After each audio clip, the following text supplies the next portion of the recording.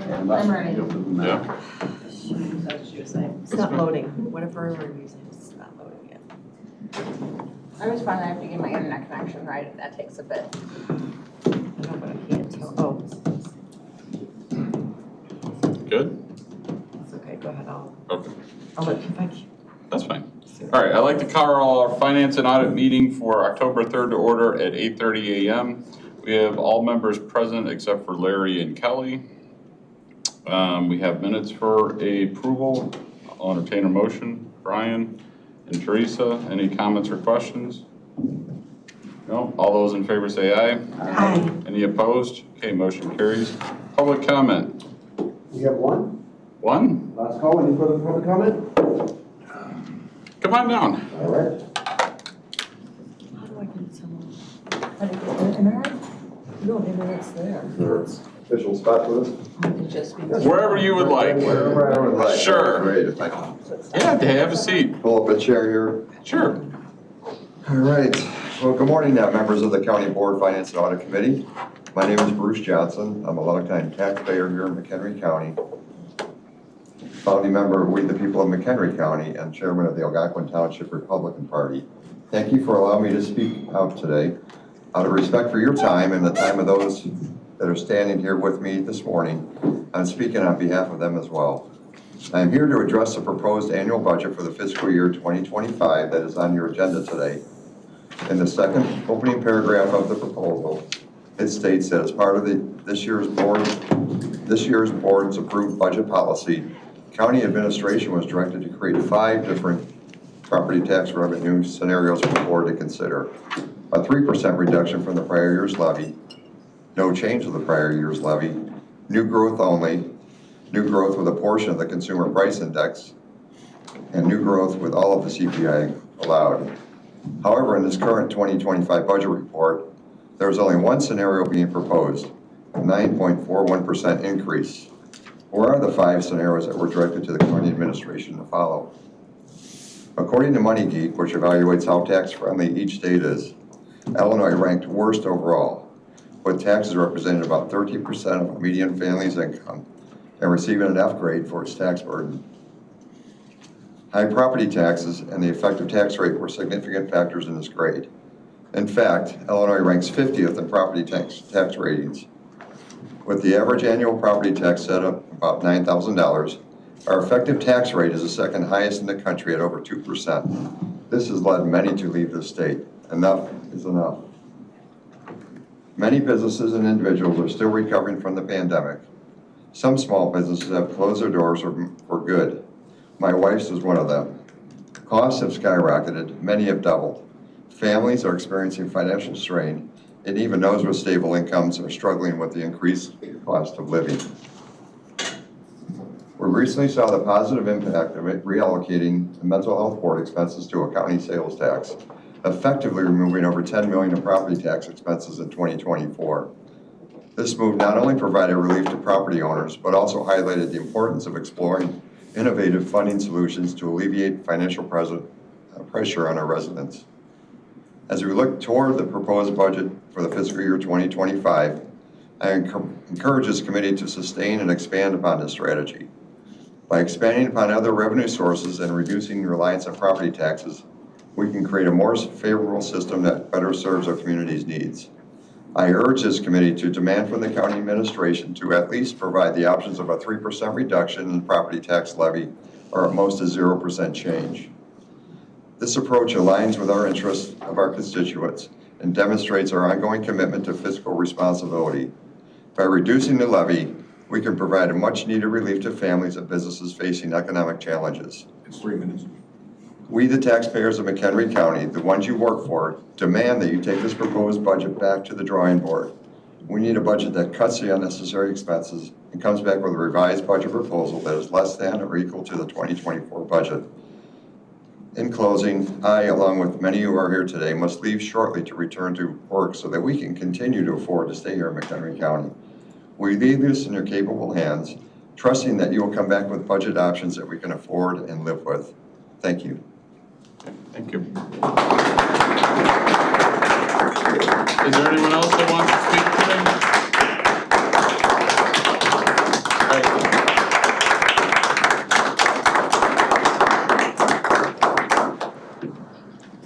else that wants to publicly speak? Okay, if not, then we'll go on to member comments. None? Okay, we're on routine consent agenda. Are there items that members would like removed? Kelly? I just have to abstain from 6.3. Okay, well, we'll pull it so you can do that. Are there any others? Brian? 6.8, please. 6.8. Any others? Okay, if not, then I'll entertain a motion to approve routine consent agenda items 6.1, 6.2, 6.4, 5, 6, 7, 9, 10, 11, 12, 13, 14, 15, and 16. Second. Terry moves and Kelly seconds. We'll go to vote. Brian? Yes. Terry? Yes. Teresa? Yes. Carolyn? Yes. Kelly? Yes. And myself, yes. Okay, motion carries. Item 6.3, I'll entertain a motion. Brian and Carolyn, any discussion? If not, we'll go to vote. Terry? Yes. Teresa? Yes. Carolyn? Yes. Kelly? Abstain. Brian? Yes. And myself, yes. Motion carries. We're on to item 6.8, I'll entertain a motion. Teresa and Kelly? Brian? Yeah, I really am supportive of this, but I'm sorry, but I can't bring up my. It's right taken now. forever I don't know today. what's going on, But anyway, I just kind of like to have a quick review or commentary on this. It's 18 Cisco DDR 64 GB RAM modules in 2024. Can we just have an update on what the schedule is for this in terms of rotations? I don't have a specific schedule for rotations. I just know we bought, 50 servers over the last 2 years and we're just in need of more RAM. Okay, and so is this the type of thing where you just expect kind of an annual outlay, or is this kind of like for a 2-year, 3-year, 5-year, 10-year, what is this going to be for us? I'm not exactly sure.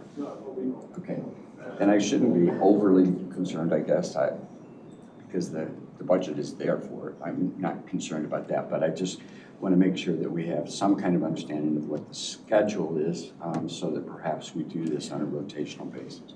So We can make note of that. I think that's the only thing I would say. So. Well, is there specific information that you would like? No, I mean, if there is a plan, I guess that's what I'm looking for. Is there a plan that we have to kind of update or upgrade, if you will, these on a routine type of schedule? Is it, again, 2 years, 3 years, 5 years, 10 years? What do we think that might be? And I know that it's next to impossible when you're talking about technology and that to really claim any professional, I guess, schedule, because who knows what's going to happen. But that's what I was looking for, so it's okay. I'm not going to object to this. Well, no, but I'm just saying if there's something specific, I mean, IT can get it for you. That's why Right, yeah. Tom and I can talk and we can. No, I think I've already stated what I was asking was, Okay. is there a plan, for the next 2 to 5 years for this type of improvement? That's the only thing I was asking. I'd have to check on that. That's fine. too. That's fine. Tom Sullivan's on speakerphone. Oh. See, this is the beauty of the internet. All right, Tom, is there a schedule for the Cisco? So we purchased the servers a couple of years ago with adequate RAM to run the virtual servers that we anticipated for the near term. And we've added 50 virtual servers over the last couple of years, so we had to buy. So now we're wanting to buy additional RAM to support that. We could have bought that RAM when we bought the servers, but it really didn't make sense because we didn't need it at that time. So we're just buying it as we need it. Does that answer the question? Yeah, I think it does answer the question that I would have. I mean, it's on a demand or need basis, and I appreciate that very much. I think that that's appropriate. But as with so many types of things, especially in technology or vehicles, if we go down that route or others, Frequently, it's good to have kind of a long-term plan and schedule for a plan so that we're aware that we've got to figure these things in as we move forward. So that's the only comment I have. And again, I'm going to support this. I have no objection to this one way or the other. I was just asking if there was any more detail about that. So that's fine. Thank you.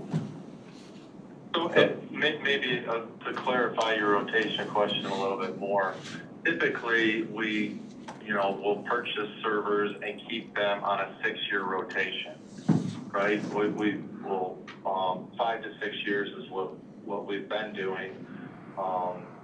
And so the servers themselves are adequate in terms of compute for that period of time, but as we keep adding things, we just got to add a little bit more RAM here and there. We might have to do this again in a couple of years. I don't see it as on a yearly basis, but there is a plan for rotating the servers and the PCs and all the computational equipment that we're using at the county. Does that help a little bit more? Sure, I appreciate it. It's one of those things where, and I know I'm going off the wall here, so I apologize, but it's one of those things like if you get into, your Norton protection systems, right? And then they keep coming back the next year, well, you got to have this now, and you got to have this, and you always get these notices on your computer because you have to have something else. And I don't really think that modules like this are one of those kind of add-on types of things, but it's one of those things where I'm always interested in how we control the cost of those. So we'll drop it there. I'm not going to ask any more things or make any more comments. I think. Don't go anywhere, Tom. I just thought to clarify, this is regarding the technology and the capacity versus the rotation, correct? It's the memory. It's just the capacity of what you're doing with the servers. It's not part of the rotational program. Correct. Thank you. Okay. Are there any other questions? Thanks, Tom, for calling into our game show today. Thank you. All right, we'll go to vote then. Teresa? Yes. Carolyn? Yes. Kelly? Yes. Brian? Yes. Terry? Yes. And myself, yes. Okay, motion carries.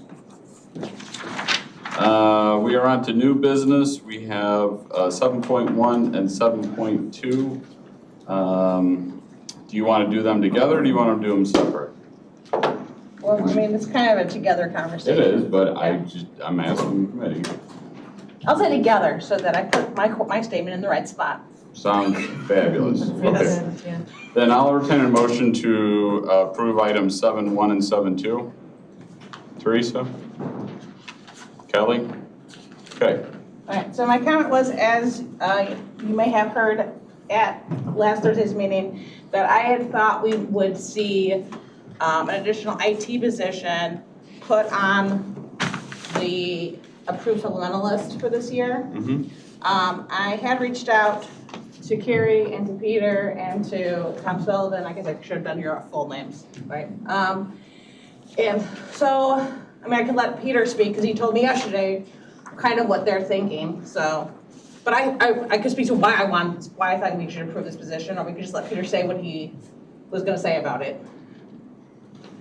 Pete, hey, what do you got to say about it? Well, I do appreciate, you not forgetting about it and challenging us a little bit. The reality is, Tom Sullivan, your IT director, asked for 3 new positions this year. And it was, Tom does a good job of putting on the radar his needs kind of with a long-term perspective, understanding that we're never able to do all the things that Tom wants to do, but we do try and hit the priorities, the things that we really need. And of the 3 positions, it was apparent, I think, to most everyone that an IT position supporting the sheriff was his priority. We funded that in our recommended supplementals. He had 2 other positions, and I'm not sure which one he would put as second, but we didn't say no, we just said it's got to be identified as a number 2, and it's kind of a not yet or a not now was our recommendation to bring this budget over the finish line. As you raise this mentioned at Administrative Services yesterday and over the weekend. Carrie and I talked, and we've talked with Tom. I guess my recommendation would be to approach this, kind of revisit it, maybe in and around the second quarter of fiscal 25.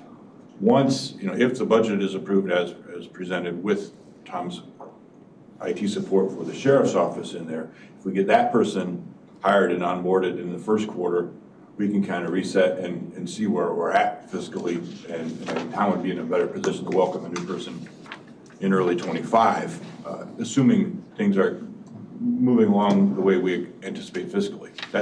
And honestly, that was Carrie's idea. That's what she gets paid to come up with these good ideas, and Tom was very, he welcomes it, and he thought that was a great idea, so he was comfortable with it. So then the question is, do we want to put that into the budget now, or do we want to approve it as an extra? Now I guess it's not, maybe not all, does the next board want to approve it as an extra in the second quarter, or should we just put it into the budget now? Well, I personally, I think it should be done if it's needed at next year as an emergency appropriation, as an addition, like we have many other things. I don't like to budget for things that may not happen. And I think based on how things go, I guess my only question would be, what's going to be our probability of being able to hire the one that we're looking for? IT people are not. Right, well, that's also the reason why I thought we would put the second position in, because of how difficult it is to get people. And what this position, the other positions he's asked for, and he asked for them like last year as well, he may have been asking for them previous, but I only took note of it last year and this year, is that we don't have duplicity in understanding these programs. So these large programs we have that run the county, like one person knows how to do it. If that person leaves us, that leaves us in a real deficit. We might have to get a contractor in to come and do it. The contractors can cost a premium. And we also have I asked about a workload issue, because somebody I know who's in the field seems to always be at work. So I asked about that. Do we have an issue where we're really overworking our IT staff? And it's not, I guess that's a perspective thing for them, right? So only Tom Sullivan and the rest of the IT department and really Carrie and Peter know how much of this is a priority, and how much of it are we at a danger that we'll lose somebody and then be forced to pay premium prices to make sure that the county still can run. Right? So, it's the board's decision whether or not we put it as an emergency appropriation later, or we just plan for it now. Anyone else have thoughts on that? I guess my question is, and he's not here, so that second position, what is it? What are they focusing on? Is it network? Is it security? Is it laptops? So when I asked about it in admin services, when the IT budget was put forth, the positions that he's asking for that weren't put in this budget were to give some duplicity. So there's second coverage. And so at admin services, I asked in August, I think it was August's meeting, what if we gave you one? Could they kind of give that duplicity for the other programs? And did we lose our IT person? I don't see him now. Oh, okay. For on-base, enterprise tax, business, and then the ERP, so D365. I'm sorry? The finance stuff, D365 and Chronos. So, and that's the order of priority that we have them under the rank 2. So on-base would be, I guess, the first one that he would want after the sheriff. But my understanding from the admin services meeting is that getting somebody in, they could maybe look at, have a wider base than just one singular program they would understand. So there'd be coverage perhaps on more programs.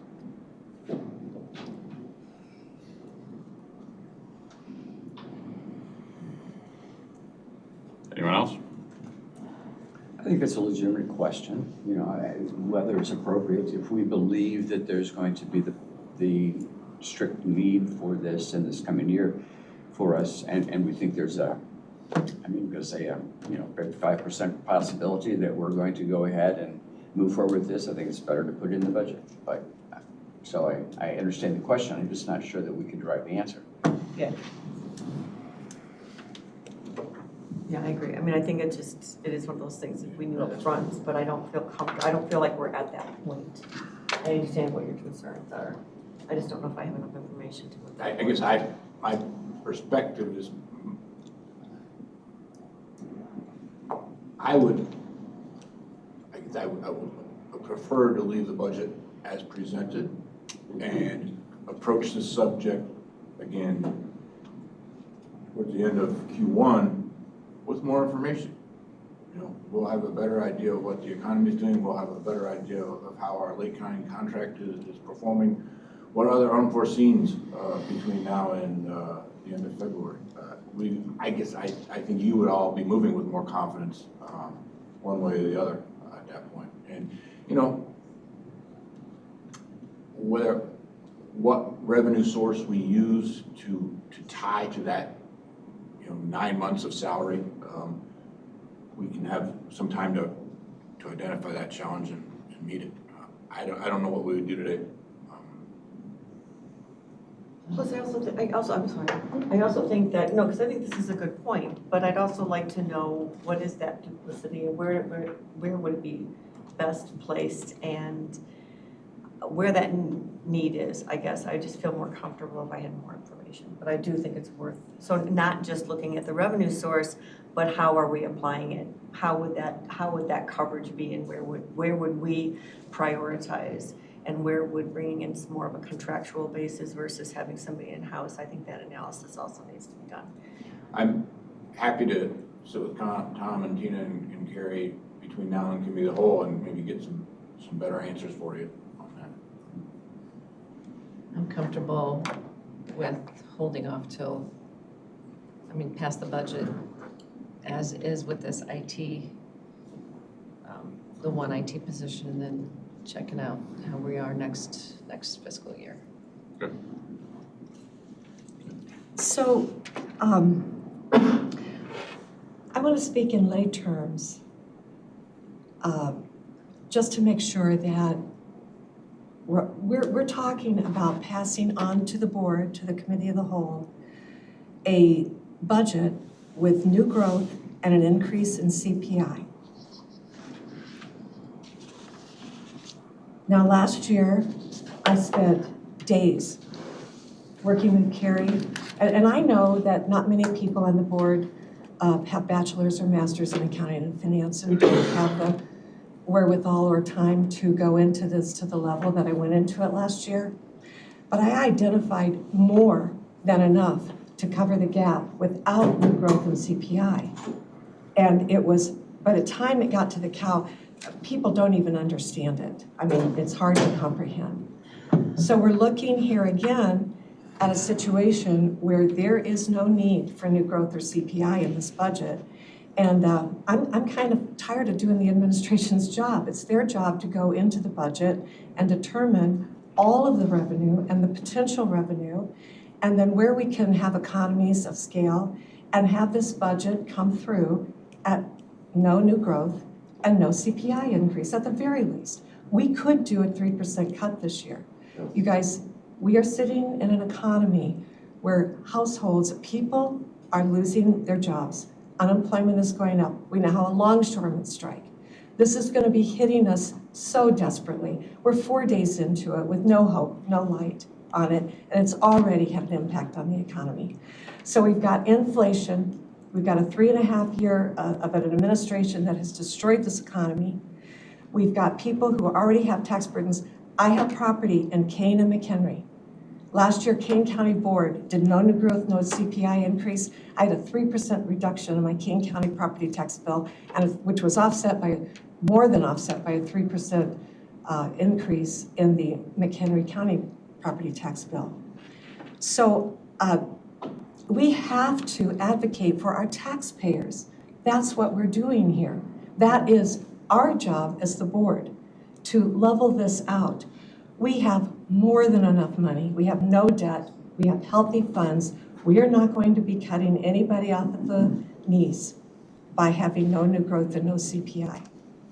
And I would just implore, the way this has just been presented, and then I'm so very sorry that there was a choice to put the positions of the 6 sheriffs in to justify the increase. It sounded very much like a school referendum where we can cut the music programs and the art programs and the sports programs or vote for the school referendum. And that's not how you do a budget. And we have to really not be talking about the little seeds in the weeds with these IT positions, but look at the overall impact of what we're doing to the citizens of McHenry County. Seriously, you guys, this is painful. These people their incomes relatively are not going up. And they get these tax bills. I mean, did anyone have a pleasant day the tax bills hit your constituents? I mean, seriously, this has got to be, and we cannot use the justification of the mental health levy going away because they're getting hit with that in the sales tax. Last year, we put a motor fuel tax on, and then instead of doing the 1.8, we maxed it out. I mean, it's like you can't take a fraction of an inch here without it being a mile. And I know that it is the inclination for people to want to grow things. Budgets and taxes are not one of the areas where we should be wanting to grow things. We need to be fiscally responsible, especially this year. Please look at what is happening to these families. Here to hear. Thank you, Carrie.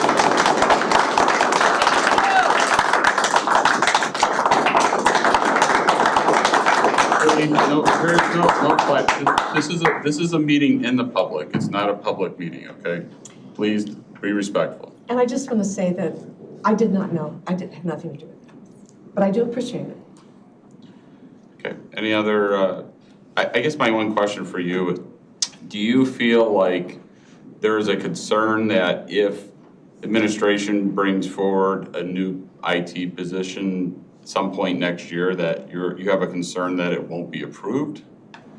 No, I think it probably will, given my experience on the board, although one never knows, right? My concern was that perhaps, it was a question I asked in my email to Carrie and Peter, did you not put it forward because you thought the board we were trying to keep the cost low? And so you just thought we wouldn't approve this, and it's one thing that was a maybe. When part of our jobs here is to think about what do we need for the future, and I think this position probably is something that is gonna need to be approved. And so my thought is, instead of being struck with an issue and then being like, well, how are we gonna solve this? Planning for it. So, but I mean, I was appreciative of hearing that Peter and Carrie did think that they would put this forward, but not until the second quarter. So Well, I didn't know that. I didn't know if this was just something that was gonna keep being pushed down the line until an emergency popped up in IT. But no. Well, I mean, I think part of my issue Yeah. and the reason why I would not want to do it is Right. we've been accused of having open positions that we never fill and that we inflate our budget because of that. I accused that a couple years ago. I don't know. So Do a throwback. Yes. I'm just saying, so I guess that's why I would rather not have Right. that for that exact reason, I guess. Okay. All right. Well, I'm glad it's on the radar, and so. I'm sure if Tom really positively needs that, he's gonna go to you first and be like, I need you to champion this for me. Right. Well, and I will always be a champion, I hope. There you So, go. there you go. Go ahead. So I have some questions. So in this budget, what is the percentage of CPI that we're increasing? So the percentage of CPI from, That we're based on taking, I prior guess. year without mental health is 2.4. 2.4, because didn't we talk about 1.7 the last finance? Well, it was a little, that was the recommendation, but that was the recommendation without the deputies. And so we wanted the board to have the discussion and then give you options on funding for those deputies. Okay, all right. So, and also, I assume that the majority of the increase are wages? The majority of the increase that we're asking for of the budget? Yeah, so in the general fund, remember in the presentation. Yeah, that'd be great, thank you. About 80% of the expenses is in personnel and contractual. And so I think we're really seeing the past 2 year, the mid-year increases for the comp study, the 4% merit over the past 2 years, and then the state's attorney public defender. That's where we're really seeing the majority of increase, which then remember also affects the IMRF and Social Security Fund. Okay, so I know people are struggling in this county, and they're struggling all over, and actually the unemployment is decreasing. So I just want to make that point. But we're talking about, the majority of these increase is salaries. And we have had a problem in our county keeping employees because we have not paid as well as surrounding counties.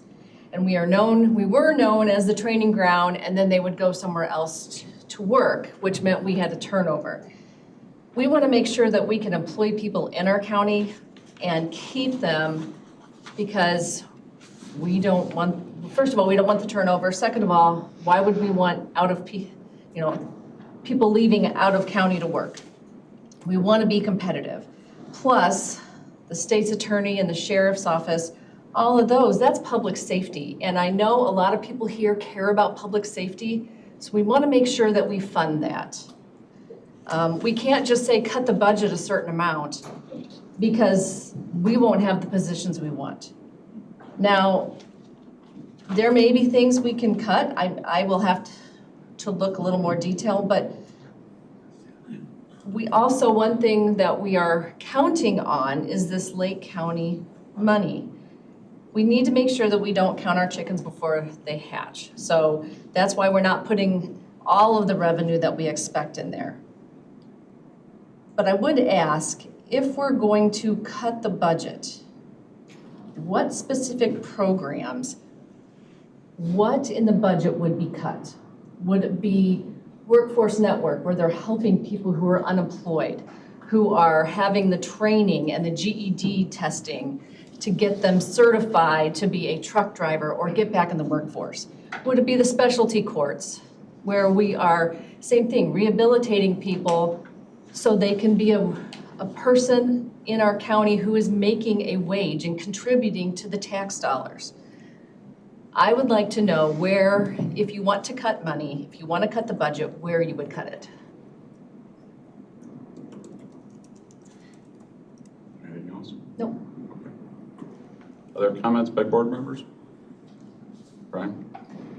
Well, I certainly appreciate the fact that residents, businesses, which includes all of us, by the way, everyone in this room is a taxpayer, just like everybody else.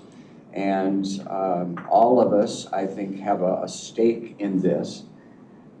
And it's incumbent upon us to make sure that we are cognizant of the strain that is placed currently upon residents and businesses in this economic environment. And there's no question about the fact that that exists. And so we have to be practical about that and sympathetic to that. And yet at the same time, we also have a demand for services. And as my colleague, Ms. Wagner, just indicated, it is very important for us to understand that the responsibility that we have is to provide services. We don't produce widgets that we sell. We don't produce automobiles that we sell. The thing that the county provides are services which are demanded by the public at large. And so we have a responsibility to meet the interests, the needs, the demands for services that are out there, and yet at the same time doing that in a strongly fiscally responsible manner. And I think that we have in fact done a great job of that. We are one of 3 counties in the state of Illinois that has a solid financial position. 3 out of 102. McHenry County is one of those. And that's because we are and have been responsible. In our homes, in our businesses, in government, if you want to improve your financial situation or to maintain a solid financial position, there are only 3 ways to do that. 3 ways. That's it. Increase revenues, decrease costs, or a combination of the two. That's it. There's nothing else that you can do out there. And so we have that difficult burden and responsibility then to ensure that, yes, we are striving to find that balance, that sweet spot, if you will, where we are meeting the demands for quality services and not training people as staff members who provide those services and then exporting them to other places because they're stolen from us because we paid for the training and now they take them away because they can have a better standard of living elsewhere. So we have to be cognizant of that. We equally have to understand, though, that our resources are the people's resources. And I applaud colleague Greeno because I think she is very passionate about advocating for that. And I agree. I understand the need to do that, to be respectful of that really precious resource of the people. So we are stewards of that. And that stewardship requires us to do everything we possibly can to respect that resource and to be fiscally responsible. So what do? We have to look to manage that resource so that we are keeping costs down to the best of our ability, cutting where we can. What those cuts are, we don't know. But we've got to cut where we can, and yet at the same time, not cut essential services. You know, we have people that come to us all the time, but nobody has stood before this board or in municipalities or in townships and said, you all have done such a great job and we appreciate the quality of services you provide, but now we're ready for you to cut those services. Nobody has asked for that, and nobody will ask for that. The demand for services is going to continue to rise, and the cost of providing those services is going to continue to rise. Just like the cost of going to the grocery store or going to the hardware store or going to the purchase of a vehicle. Costs are going to rise, and we have to be prepared. It's our responsibility to maintain a fiscally balanced, strong financial position on behalf of our residents to be able to continue to pay for those quality professional services. So it's a balance, and it's a struggle. Please, colleague Greeno, do not pretend that other members of this board do not take this as seriously as you do. Please do not project that we don't know what we're doing when we look at budgets. Please do not pretend that we are not cognizant of the stress or the struggle that everyone is under. We are. And finding that position of balance is always going to be difficult. But that's why we're in these meetings, and that's exactly what we have to do. Now, I will concur with you. That we have to rely upon professional staff to say to us, if you want, and this is what I want, if you want to add these 3 positions into the Sheriff's Department, which I truly believe we need to do right now for the safety of this community, where are we going to cut to make that possible? Where are we going to cut?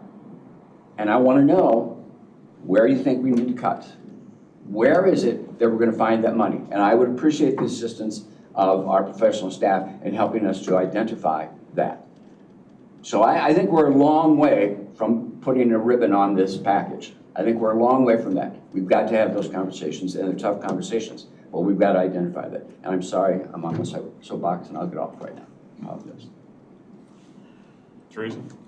So, as the finance department can tell you, you can go back and call Kevin. For the last 3 years, like I've gone over our audits, right? I look at our audit and I use that audit to look at, did we overtax in that year, right? So the audit we just got was from 23. So the answer to be overtaxed in 24, it won't be answered for me until, until August, right? Maybe July. But they've paid, so before Carrie. I was gonna say, hopefully June or May. But before Carrie and Kevin, and now Carrie for the last 2 years, I've taken their time on them on talking about how the audit showed or didn't show us appropriately budgeting in the year that we were in the audit for. And that gained my trust. Because as earlier we mentioned, that I criticized the county for holding these fake, not fake, but unfilled positions and using that to inflate the budget. Careful. And it was perhaps hurtful to the other board members when I made this accusation, so I apologize, board members. But I was shown through finance that no, we didn't do that. That wasn't what the county was doing, and that we have appropriately budgeted all of the years that I've been on the board. It turns out, and I'm glad. Thank you. But I gained my trust, so that's why at the cow last week, I had said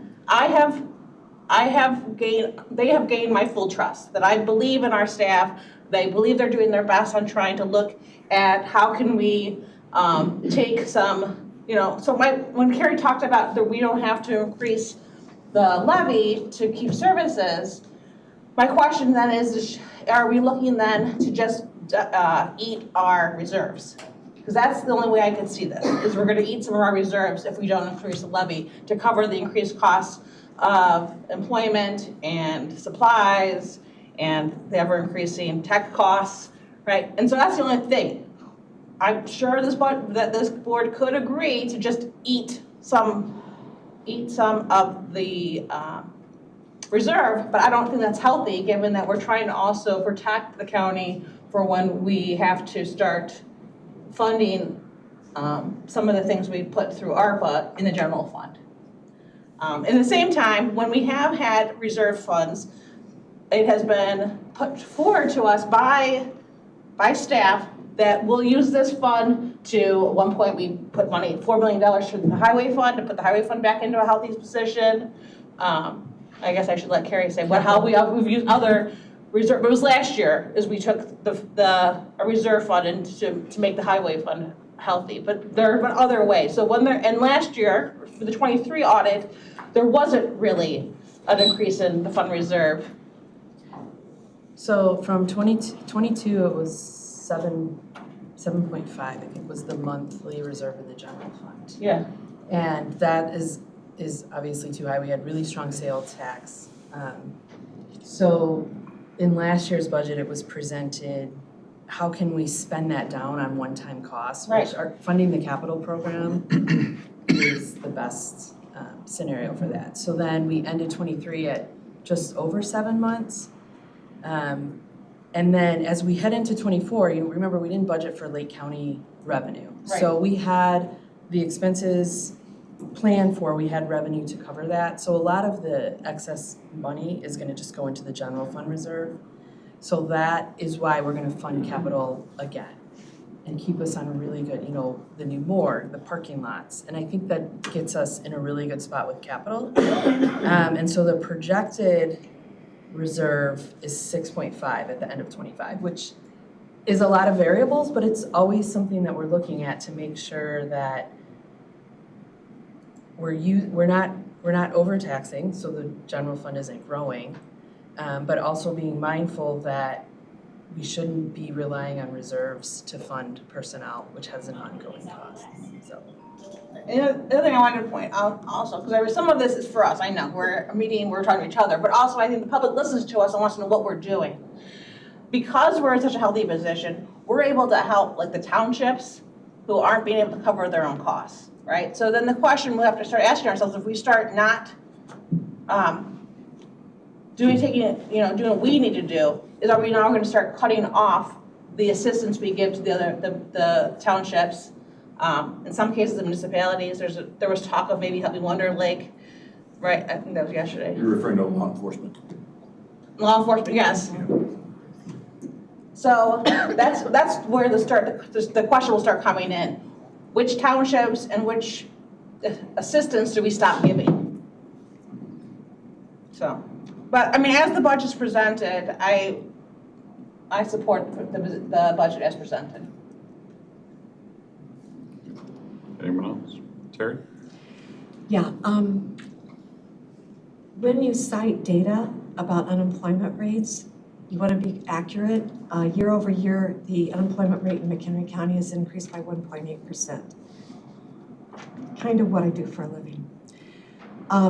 At the COW on Thursday, there were 4 revenue stream potential ideas asked of the administration that could address the sheriff's personnel budget that had not been incorporated into that. I see nothing here on that. And it was suggested by 4 different board members, not me, and yet that's not been incorporated here. And then also too, I think one of the things that I really appreciate about Treasurer Kurtz is how she has looked at what other counties, not only in Illinois, but around the country have done to basically increase their revenue streams to the point that they can lower the tax levies. And in some counties, they actually are covering their entire budget by what they're able to generate. And so we have those abilities. We have such a highly skilled, so much intellectual property. And I just want to state, we have increased the pay rates. The benefits are competitive. We are in line with the other counties now, so we're not going back. We're not talking about cutting anything. We're talking about keeping things in line this year and not increasing taxes. And we did increase the motor fuel tax. So you think about this household budget, it's not just that they got property tax bills that had a 3%, or in some cases more, increase last year. They also have more at the gas station from us, and they have more in their sales tax from us. So we have to look at the total package of what we're doing. We're not in any dire straits here. We're talking about, we've been like, I don't know, 5 to 7.5 months in reserves. We're not talking about spending down to the two-month reserve that is required. No one's talking about that. We're just talking about 1 year of taking a breath and looking at what's going on in this economy. I want to say again, this longshoreman strike is going to cripple the country. I pray it is. I listen to what's going on. I have not a lot of hope. But, and it's going to be going on probably past the election. But as far as your statements of what you think about, the compassion for the taxpayers, you say that to them with your vote on this. That's how you talk to them. That's how they know how much you care about them. And it's a matter of public record. And I'm pretty sure that I know I'm on record as voting for the motor fuel tax increase against, I only wanted the 1.8%, but I also voted for the mental health sales tax levy. So I'm on record for that, but I'm no for everything else because we didn't need it. And we don't need this. Carol? Sure.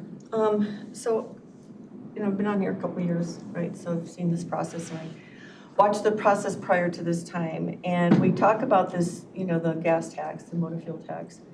We got ourselves into that position because we spent 10 years of no. It was 10 years of no. And this is the 3rd year in a row I've sat through a process that said, not this year. Let's take, and I don't know, a similar comment last year was, We need to wait, we need to see how this shakes out. It is very difficult. I don't think anybody here thinks that this is an easy decision at all, but it was 10+ years of no. We depleted our county highway fund. We put off projects. We put off purchasing equipment critical to the safety of this county because we didn't have the money in the county highway fund, because we kept saying no, and then it became too expensive. Instead of being able to get it at $200,000 or $300,000, it became much more. I'm talking about our snowplows. I've watched how our county highway department is so prepared. They do an excellent job. I remember being out one day on Randall Road, and they were lined up ready to go because they knew when that storm was hitting, but we had provided them with the equipment they needed. But after so long and cuts and cuts and cuts to that highway fund, first thing I was faced with when I came on this board was a $3 million deficit in that fund alone. So then when we keep saying no, there are consequences. We need to be fiscally responsible. Nobody wants to say yes, but if we say no too many times, we end up costing taxpayers way more than if we just make sure we're maintaining what we need. Yes, we have healthy balances. That's why our professional staff, and I really give a lot of credit to Mike Scala. He has been here a number of years. He's always advocated for the right policies, I believe, in my opinion, because he knows what this takes. When we talk about these, we have the fund reserves and we have the money right now. Yeah, that's why it's going into capital projects. What we're talking about is shoring up our levy so that we can support the salaries and the ongoing expenses that we're going to face every year, whether we have money in that fund reserve or not. And we don't want to get ourselves to a point where we can't provide those services. We were way behind in terms of our salaries for our state's attorneys and our public defenders, way behind. And I know that kind of caught that department off guard, but they were woefully underpaid. The Sheriff's Department has worked really, really hard to provide the same level of services, even though haven't had the deputies that they've needed. I think this is an important thing that we need to be funding right now. That's an ongoing expense. We don't pay for that out of our reserves. We make sure that money's available going forward so that our public is protected. We do have a number of things that we provide for our townships and our municipalities that we don't provide for all of them. They tend to be those that are in a situation where they don't have the finances for themselves. We participate in that. We work with our local governments to assist that.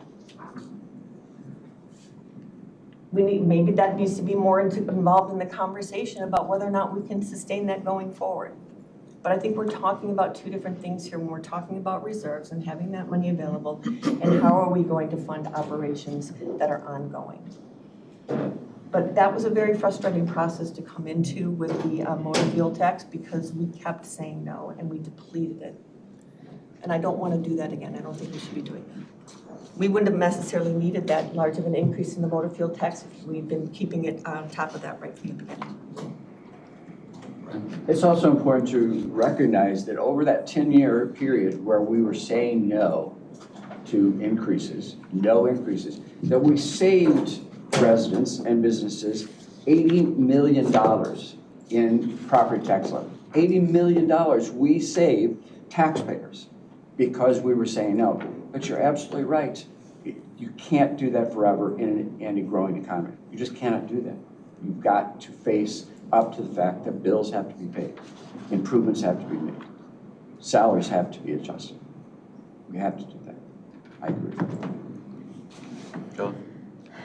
So, thank you for bringing up the highway fund, because that's something I was going to say. We destroyed it. We had to take money out of the general fund and reimburse it, and we're still trying to catch up with that. I also have a concern that we have many recurring costs that we are going to have to cover with revenue as soon as the ARPA money is depleted. And this time too, we're taking many one-time reserves, one-time 800,000 here or 500,000 there from different reserves that we will not have next year. So And like we talked about before, we want safety in our county. I don't appreciate being lectured that I don't look at the budget hard enough or that I don't know what I'm talking about, because I do have an MBA in finance, and that shouldn't even matter in this discussion, because I spend a lot of time on this, and I've been on this committee for 6 years. I've gone through this that many times, and it's a struggle every year. I'm a taxpayer. I have kids in college. I know how people are struggling. That said, I ask again, what services are you willing to get rid of or decrease? Because it's hard for us to say, let's cut. I'd like to know what you would like to cut. Anyone else? Okay, are we ready to vote on item 7.1 and 7.2?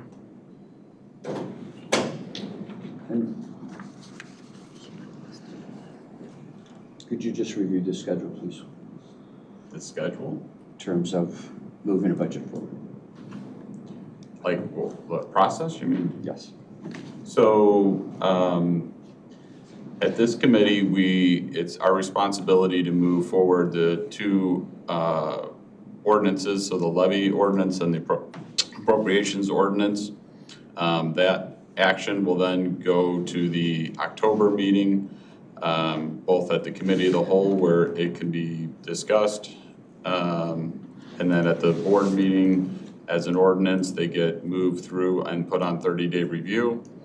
During the 30-day review process, it's the opportunity for the public and board members to do anything they want as far as making comments or suggestions.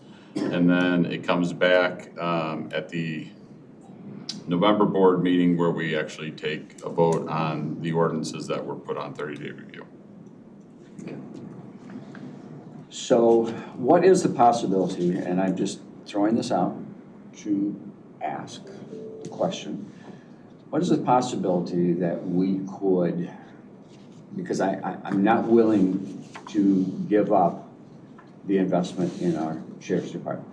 I'm just absolutely not willing to do that. So I want to see that investment made. I think it's essential. I think we have an incumbent responsibility to protect the welfare and safety of our larger community. And things are moving forward in an unfavorable position in society at large, in my mind. So I want to stand firm on that. What is the possibility that we could ask staff to say, okay, given those costs for those 3 additional positions, where can we cut? Where can we cut? Give us the ideas, your best estimates, and even have a secondary meeting here where we can come back with that information before we move this forward to the county board. Okay. I would like to add on that because my perspective is that all of the revenues are not being included as it was last year. And that they look at, go back, look at what was requested of the 4 board members at the CAL last Thursday. Also look at, talk to Treasurer Kurtz and make sure that we have captured every possible revenue source. And then also anything that we would have where we can clearly see that we have projected revenues that are going to stay well above the 5 months. So if that could also be included. Which revenues? Can I ask Member Green to expand on the 4 revenue sources? My recollection is that you did want to get more money out of the municipalities, the policing for over the other 3. We can go back and look at the meeting and get them. It was from 4 different board members. I appreciate that. And not myself. I wish I had been aware of those things. The prospect of getting more monies out of municipalities, but let's not fool ourselves. That's not going to happen before you adopt. This isn't the place to discuss that. We're just talking about possibilities right now and what we would like to see coming back. No, it is the I'd place. like We to need to- extinguish- I would agree, yes. I'd like to I would extinguish that exactly. idea that that Exactly. is going to be a solution for fiscal '25. I've talked with Sheriff Titleman, I've talked with a couple of members who raised that question. I mean, we need municipal partners who have significant resources to contribute. And guess what? If we start patrolling for municipalities, we're gonna need a 4th and a 5th and a 6th deputy. Well, I think that's, to me, that's out of my lane. I mean, that's the sheriff's lane. I mean, the sheriff needs to have those conversations. 2 people need to be in that lane. We can't simply tell a municipality, we're going to charge you $500,000 and provide you. But again, that's not my lane. I don't run the sheriff's office. So to me, that's the conversations that he will have with municipalities if he so chooses to have those conversations. I mean,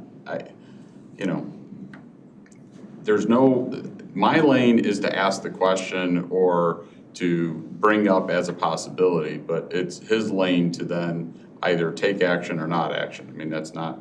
And so there was 3 other ideas that we didn't address. I only recall the one. I mean, several board members actually said that one. They repeated it and said, why are we, or what are we doing, or but I don't recall any of the others.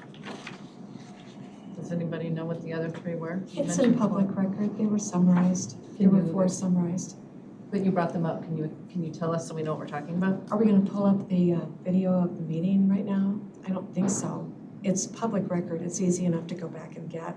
And no, it's not my job to do that, I'm just pointing out where the information is.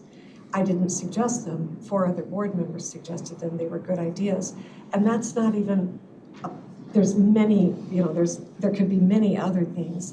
This is possibility thinking, this is where you look at what is available as our options.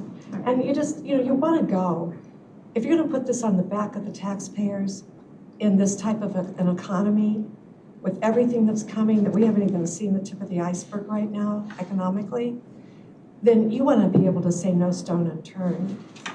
And that's what we have an excellent administrative staff to do. I agree. We want to leave no stone unturned. I do not want to raise taxes. I don't want to.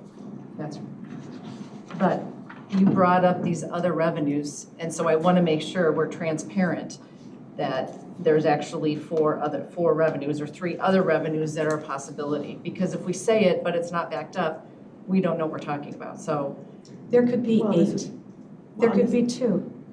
That's what they can find out. That's the beauty of this. This is what they do. They're good at it. I guess the other thing too is Sheriff Titleman's not gonna be able to get some sort of agreement in the next 30 days from, because I also only remember the municipality, having the municipalities pay for their, to pay more for the services they're getting from the sheriff's department. And so, and we're not, by the time by November, when we have to vote on the budget for 2025, it's unreasonable to ask Sheriff Titleman to try to get an agreement going in 60 days, less than 60 days. So I mean, there are other things too. There are times when I've mentioned to a specific department, hey, have you thought about this, having this service, which would be a fund generator? And I think that's a role we can do is project, things, even though we're not in the lane, to say, well, have you thought about this? This is something that maybe we could use as a county, this could be bring funds. And that's something for them to work on in the year. It's not something to come up with in 60 days. Correct, because I think it also depends on what their responsibility is. So the sheriff's department is that backup. So if you have police coverage in a municipality, doesn't mean that the sheriff won't respond. It's just that because the municipality has their own police force, it's unlikely that they'll need to respond. But we have places that don't have their own police forces. So then the question becomes, what level of coverage should they have and at what expense? And that is something that has to be figured out by the sheriff's department and not something that we're gonna be able to do here. To Kelly's point, I'm only remembering that there's a couple, we have some issues with bridges, but I don't know that came up. That's another area where we pay for townships where we're not reimbursed for. There's a few areas, but I'm not sure that any of them are that's specific to a particular item. right? Whether we fund it or not, and for that bridge or road or sheriff's backing them up. Knowing what the additional revenue sources, would it be helpful, just because this was the forum for that? I mean, so sure, we could go back and look at that, but I'm remembering the municipalities. I'm not sure that there was anything else that was stated that was going to be this revenue source that was going to change the direction. You know, if we are looking at, are there cuts that can be made in order to keep the sheriff's deputies? I don't know where that would be, but I'm open to hearing about it. But Well, I I don't know how you think have a discussion about revenue sources if we don't know what they were. well, I mean, I think you, as the administration presented 5 scenarios based on our budget policy at the committee of the whole meeting, I mean, I think you could easily true. go to scenario 1 or scenario 2, because both of those had items that were recommended for being cut. That's true, that's right. So I don't know what, I mean, they've already made those recommendations have. based on scenario 1 and 2. Is it possible to pull up that, I think it was kind of the last graphic that we had that shows the reduction over the last several years? Pete slide? I mean, I have this slide here, I know, I was like, Can we pull that up here? yes, That's that it. one. Pete slide, the one that you love so much. Can you send me a meeting? This, Yeah, we can pull up the presentation. that's right, I mean, That would be I, helpful. one of the things is the county has cut taxes, it's 14.5 million dollars, it's been cut in 10 years. With this, if we approve the scenario that's on the levy, but the taxpayer doesn't feel that $15 million tax levy cut because we're not the biggest part of the tax bill, right? And so I think one of the things is that we can do is to make sure that we're pointing out, we're not the one that levies the entire tax bill, right? It's important to come here, and it's also important to go to the entities who are levying the full CPI every year and ask them, what are you using that money for? So. Are you pulling in? Yes, sorry. You're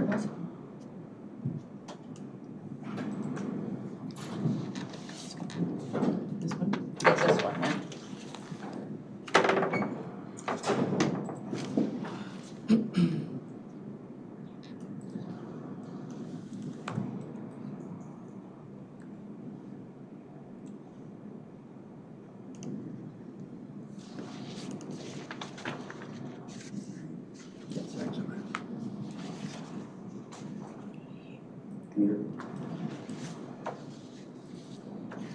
Well, it was a week ago, I was kind of excited to show this slide. It really shows the good work that the board has done over the last decade. And, the tools that you've given us with the motor fuel tax and allowing voters to make the decision to levy mental health sales tax, it's really reflected there. This model is at 64.9 million. This is the recommendation that funds three new sheriff's deputies. And this is the lowest levy that we've had in 10 years. And none of these dollars are adjusted for inflation. This is, I mean, when you factor in what inflation has done now, granted, the last decade we've had pretty historically low inflation. That's one of it, but not the last 3 or 4 years.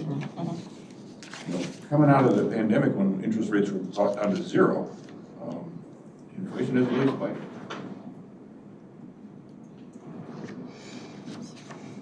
So we are seeing that slow down.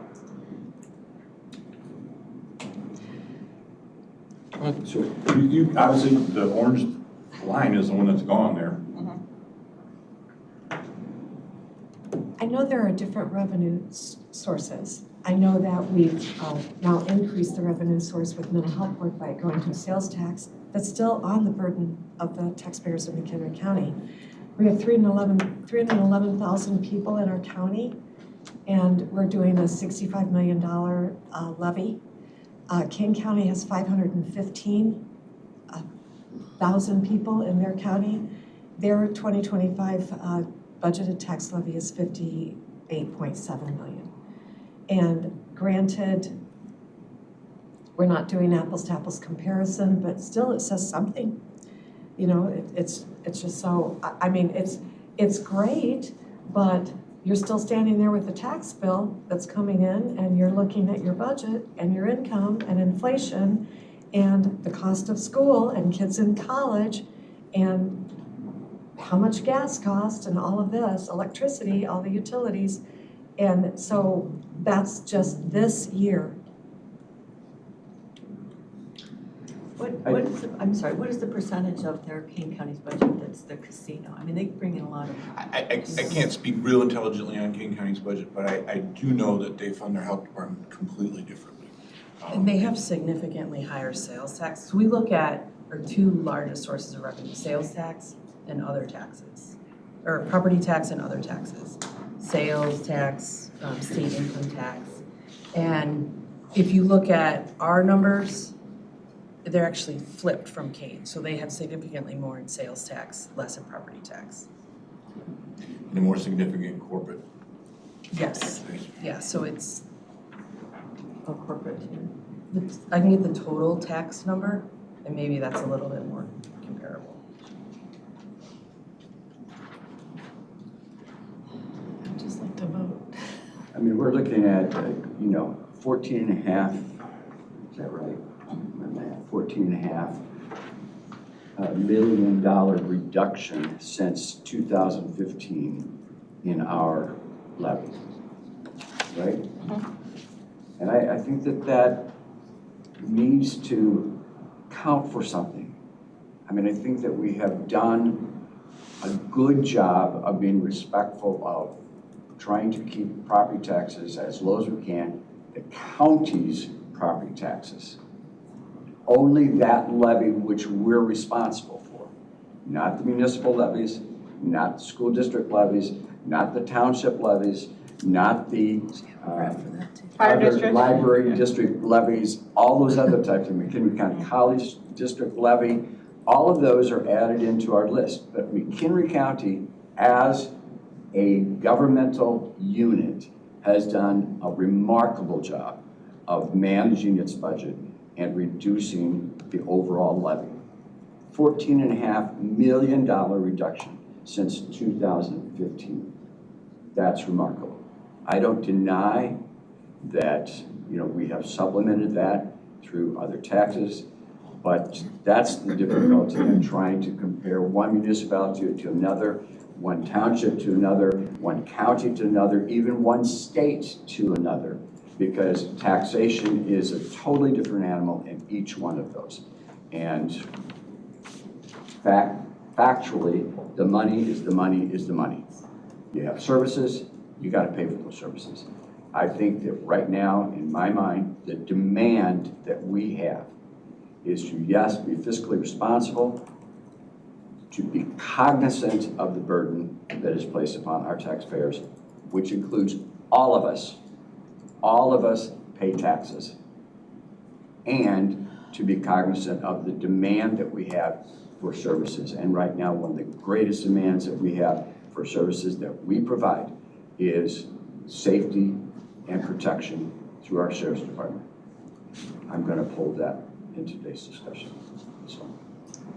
I guess I just want to say, I think we do have a lot of pressure on property taxes, and I think we just need to figure out, something has to be done to how we fund our schools. I mean, there's a lot of pressure, a lot of other states do it a little bit differently. That's not something we can solve, but maybe we could be part of the conversation going forward.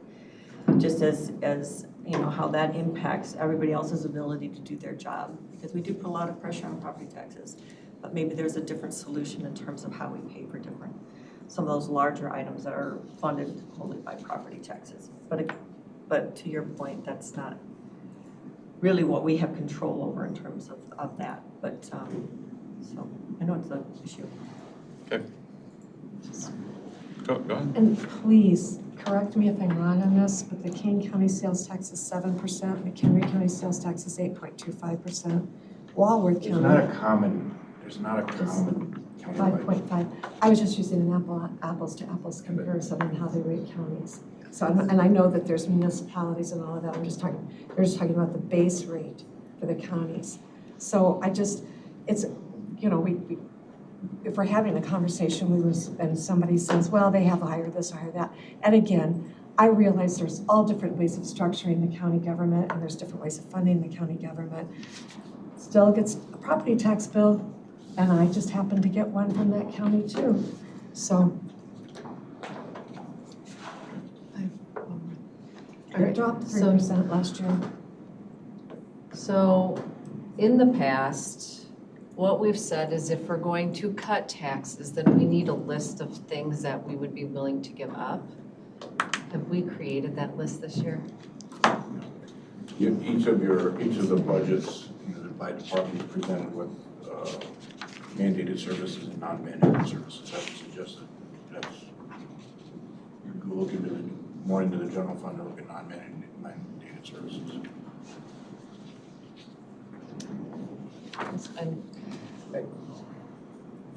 I think it's really important to point out that, as colleague Wigner has indicated, the administration has presented to us what will be cut if we didn't, and I think colleague Mesh has said the same thing. Because you say, if we reduce it by 3%, we're going to have greater reliance on Lake County revenue for operations. 2, which is huge, capital plan not funded. Capital projects not funded, huge. Reduce levy capacity for future operations and no funding for supplementals. We won't be able to come back and talk about this additional position at all. Right. No money for that, period. If we look at scenario number 2, capital plan, again, not fully funded as we need and as we anticipate. No funding for supplementals again. So those things have already been identified for us. If we have 3 with allowable new growth only, again, no recurring supplementals, partial funding of capital plan, and reduced levy capacity for future operations. I'm not sure in this time that I'm willing to say that we need to, excuse me, but disregard the capital needs that we have, especially in our infrastructure areas. I can't do that. Well, I don't need to, we all know this. I mean, it's the reoccurring expenses that are the biggest issue for us. If it's one-time issues, without the Lake County money coming in, we wouldn't be able to do the capital plan that we're planning on doing. And we would have a different discussion about, well, how do we fund the capital needs of the county? We would be transferring money from the general fund to fund the capital fund to do things like the parking lot and the corners work and those sorts of things. It'd be a tougher budget to balance. Right. And even when you look at the capital plan, you also have to look at the reoccurring side of the capital plan versus the one-time fixed expenses.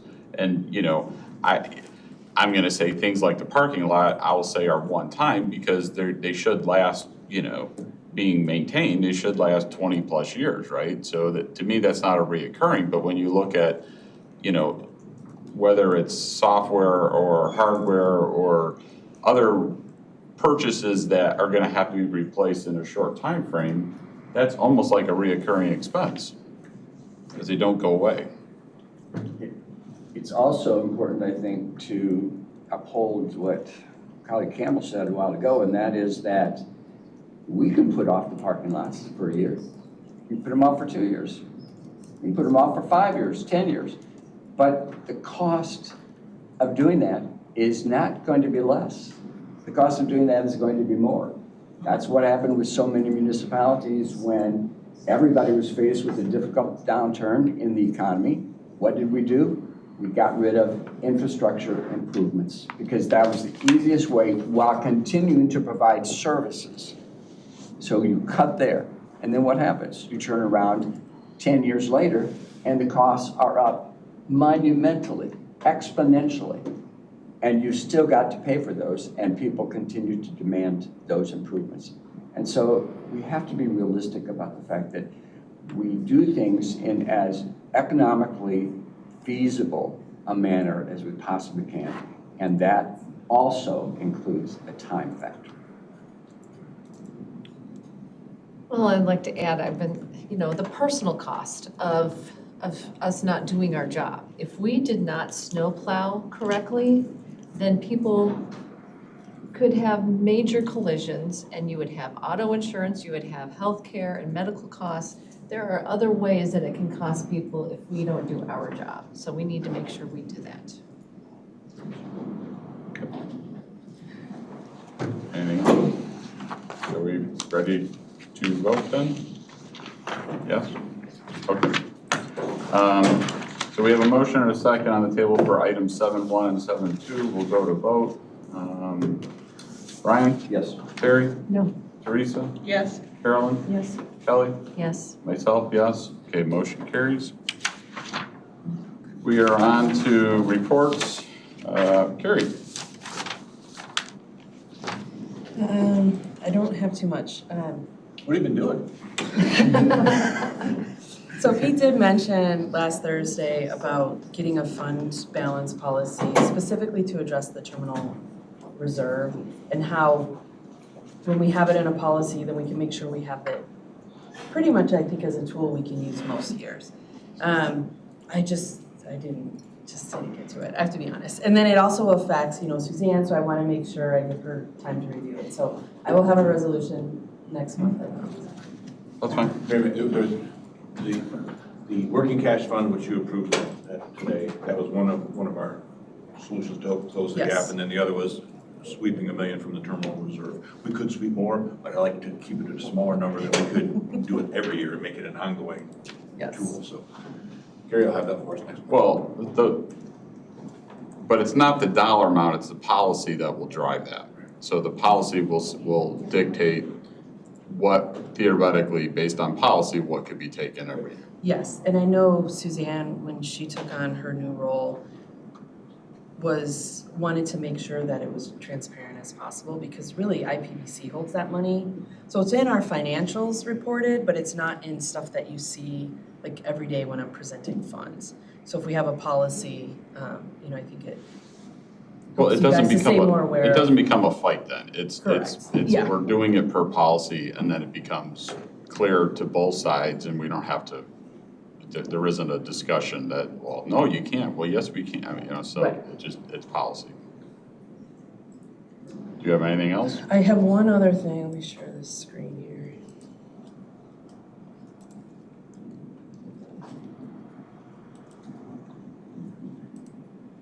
So last month, I believe,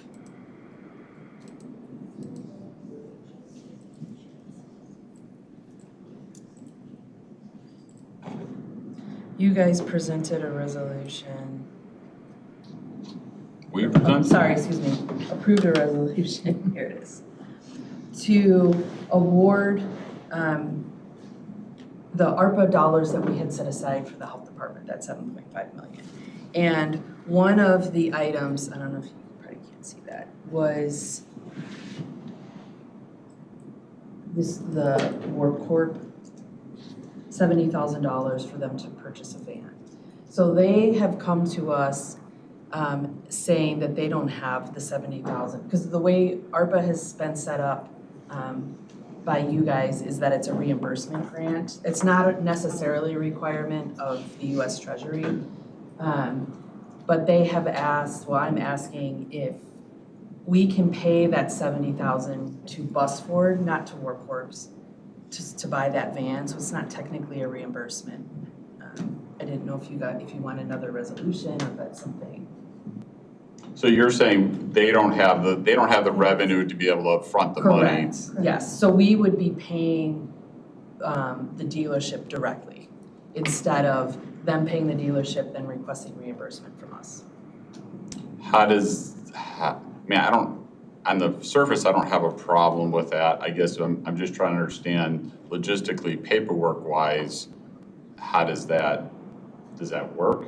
We would just cut a check to the dealer instead of to them when we get the backup for the actual vehicle.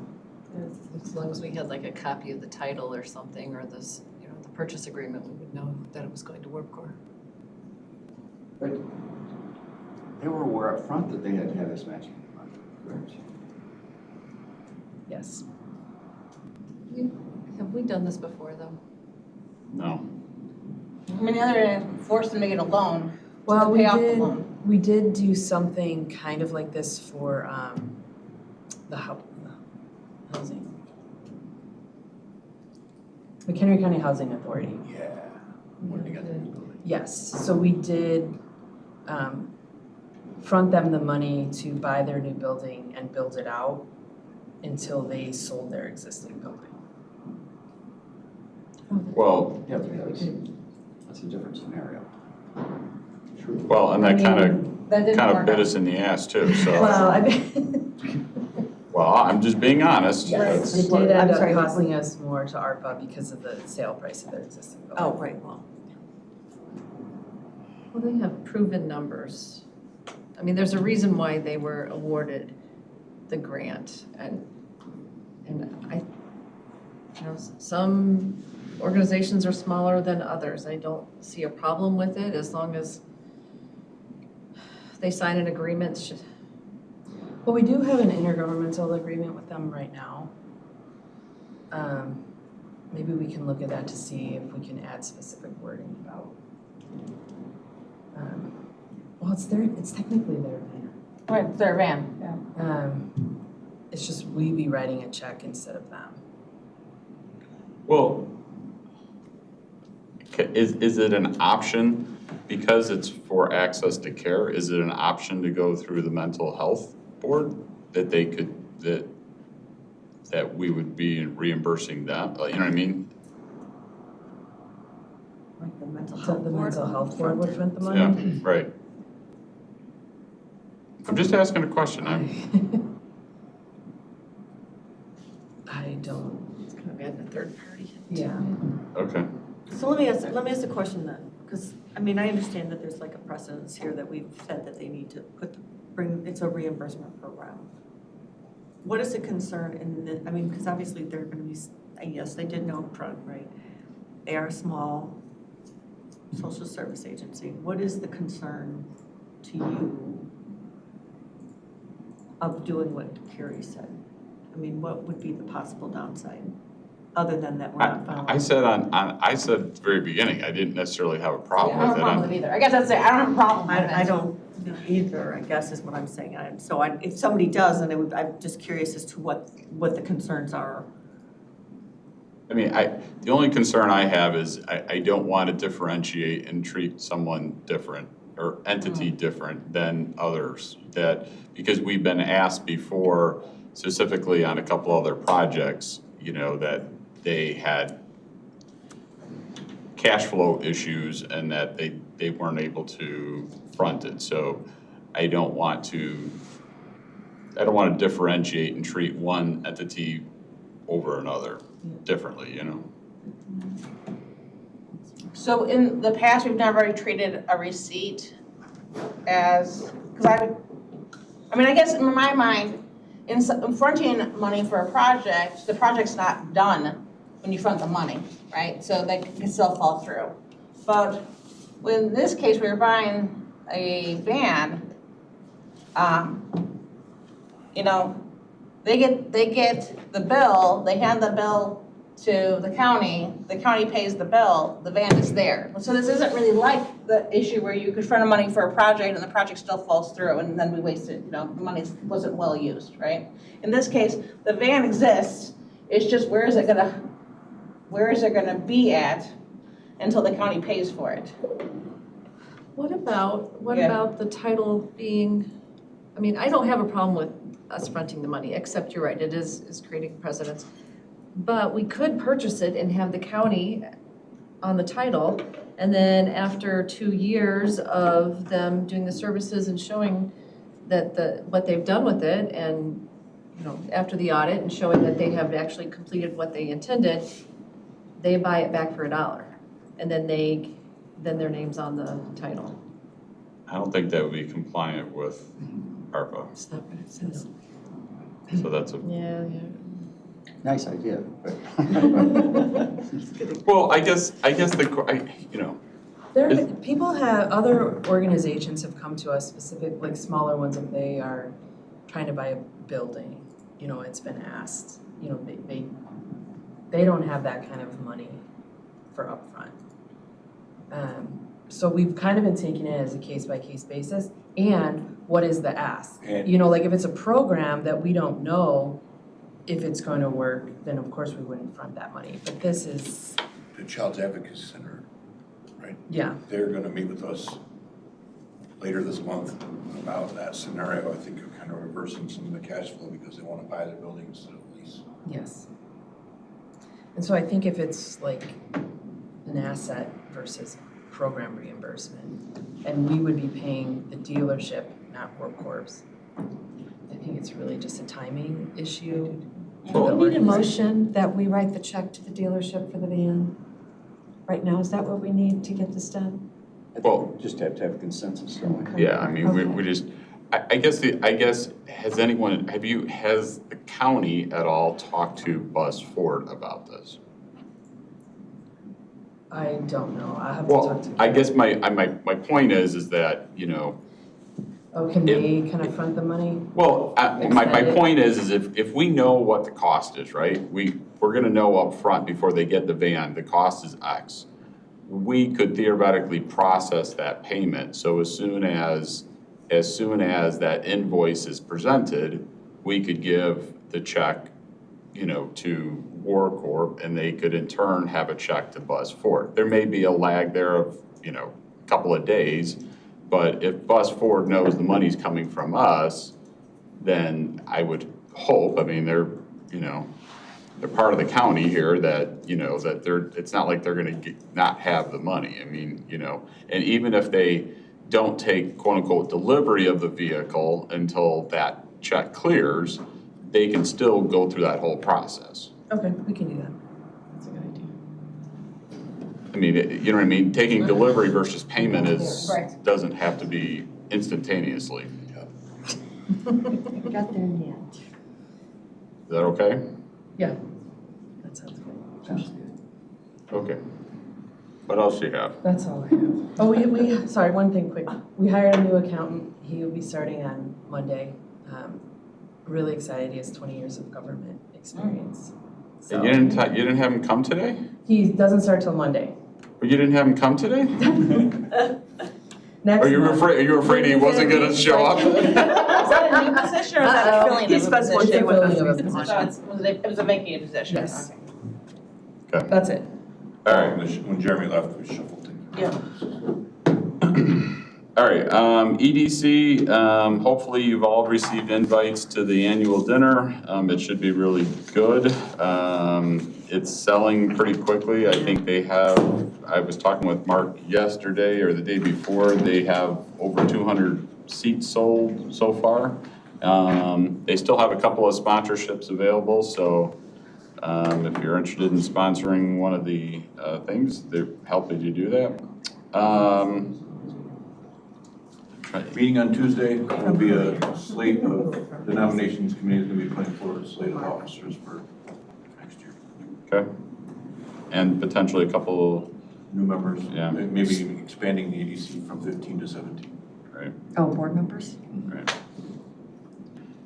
I don't have anything else, Natural McHenry County? All right.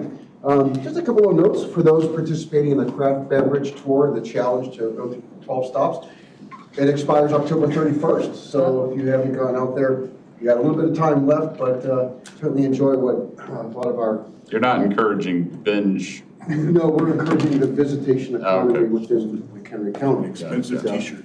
So, but no, it's fun. I mean, we have a lot of just local crafters within McHenry County, and what these events are intended to do is really showcase what we make in-house, what we provide, and what we have to offer. Similarly, ongoing is also the coffee and tea trail. That runs through April, so if you've participated with that, or if you are, certainly get out there. There's 12 stops on that one as well. We're really excited to start putting these types of events together. Like I said, it showcases our local purveyors. The next meeting is going to be next week. I'm actually trying to find a location. I apologize, I wasn't able to grab it, but I'll be meeting next week, and once I get that location, I can send it out to everybody if you're interested. And just a note, autumn is a spectacular time in McHenry County, as you know. Leaves are changing, seasons, and there's a certain energy that comes around when fall hits. The naturallymchenrycounty.org website has a wide range of events to do with you and your family and friends through the fall. Please take some time, and I say this to our public that's watching as well, take some time to see what is spectacular. We've got some very scenic routes within the McHenry County. Get out there and then just enjoy. So with that, any questions?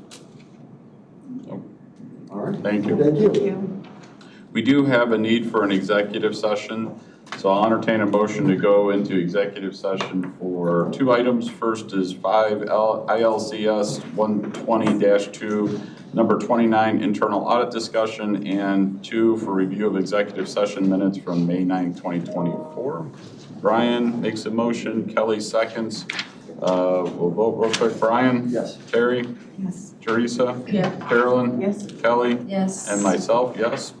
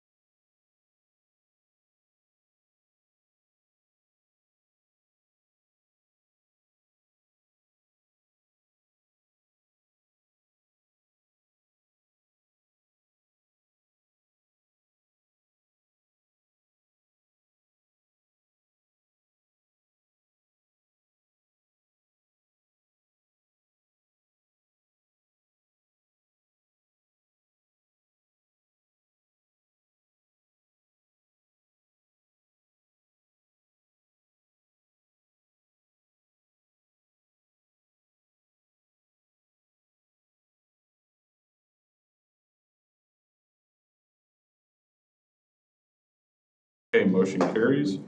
I'll entertain a motion to go into open session. What? Yes? Why don't you get back in open session? Okay. Terry moves. Teresa seconds. All those in favor say aye. Aye. Any opposed? Kathy, you want this back? Yeah, Clyde's gonna hold it. We have all members of the committee still present except for Larry. Yes, Pete? A couple of, Sandra Salgado reminded me of a couple of the other revenue ideas and cost savings ideas that we could expand on a little bit, maybe as a whole. One was the use of part-time warrant service. I think Member Kunkel raised that idea, so I think that he's seen use in his past life, so I'll have Sheriff be prepared to educate us on what that would mean. And the other was kind of more on the revenue at the training center.